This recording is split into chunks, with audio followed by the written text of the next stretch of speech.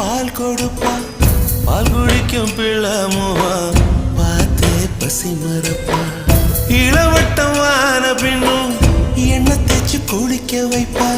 உச்சி முதல் பாதம் வர உச்சி கொட்டி மகிழ்ந்திடுவா நெஞ்சிலே நடக்க வைப்பா நிலாவ பிடிக்க வைப்பா பிஞ்சு விரல் நகம் கடிப்பா